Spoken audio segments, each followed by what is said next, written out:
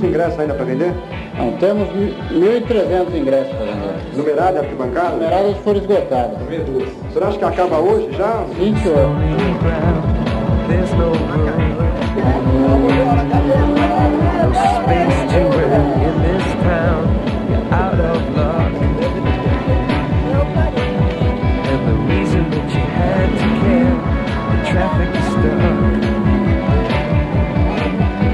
Já tem definido o time para o jogo de amanhã? A equipe está definida. Nós vamos fazer apenas uma revisão médica amanhã por volta de 10 horas e 30 minutos. Se não houver nenhum problema de ordem médica, deve sair jogando Neneca, Mauro Gomes, Edson Miranda, Zé Carlos de Manguinho, capitão Renato, Careca e Bozó. Começamos com a grande conquista do Guarani de Campinas. Tudo favorecia o Guarani, especialmente o seu retrospecto. Em toda a fase decisiva, essa de um jogo lá, um jogo cá, o Guarani ganhou todas, em casa e fora.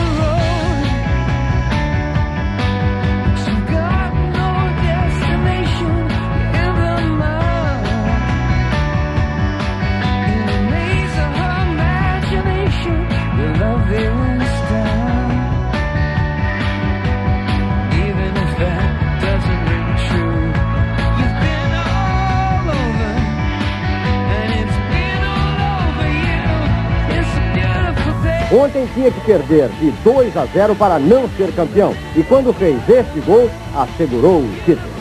O Guarani vai sair o gol, Gilmar, ainda Careca, pé direito.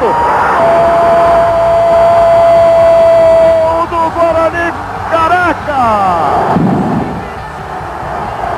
Abre o caminho para a conquista do título inédito em Campinas de campeão brasileiro, Careca! Numa jogada de Bozó.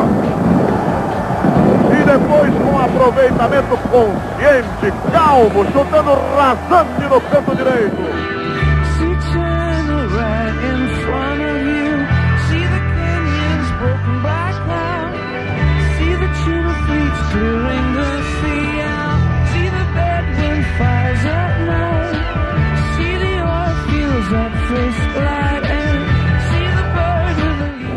Guarani, Careca, 0 Palmeiras. Um gol que premiou o time e o jogador, que em qualquer momento estão sempre correndo e criando para tentar marcar.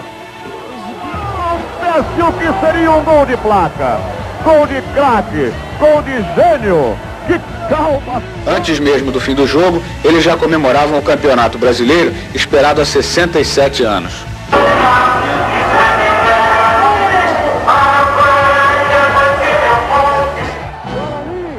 Campeão do Brasil!